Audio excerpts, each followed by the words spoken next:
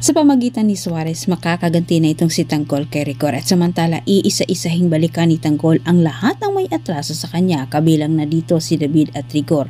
Wika ni Tanggol, salot man ang tingin ng dalawa sa kanya at hindi siya itinuring na kapamilya, ipaparanas umano niya sa dalawa ang ganti ng isang api. Samantala, unti-unti namang bumabagsak din ang negosyo ni Ramon dahil sa mga kliyente nilang nagsig-atrasan din dahil kala Tanggol. Naging palaisipan kay Ramon kung sino umano ang grupong kumakalaban sa kanya. Pinaimbestigahan kaagad ito ni Ramon ang nasabing grupo. Ngunit sa kanilang pag-imbestiga, hindi rin chaser ang kumakalaban sa kanila, kundi ang mga kabalyero. Naniniwala itong si Ramon na kung hindi ang Peking Jesus umano ang nagpapatakbo sa laboratory ng mga kabalyero, may ibang grupong sumunod nito at ito umano ang dapat niyang malaman. Sa kabilang banda, walang halong pag-alala at nararamdaman ni David para kay Tess bagkus siya'y natutuwa sa nangyari ng kanyang nanay. Wala nang natitirang respeto itong si David.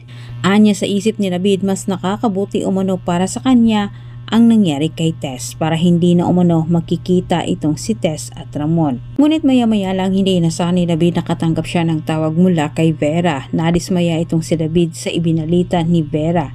Iilan lang umano sa negosyo ng mga kabalyero ang maaring makuha ni David, ngunit hindi kabilang dito ang pasugalan. Bagay na sobrang ikinagalit ni David.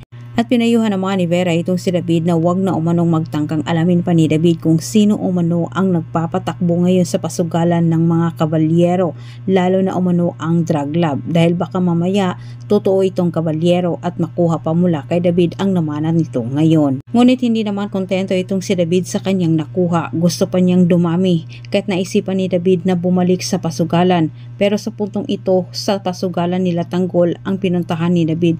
Ngunit ito'y nagkataon naman sa araw na iyon ay wala din sila Tanggol.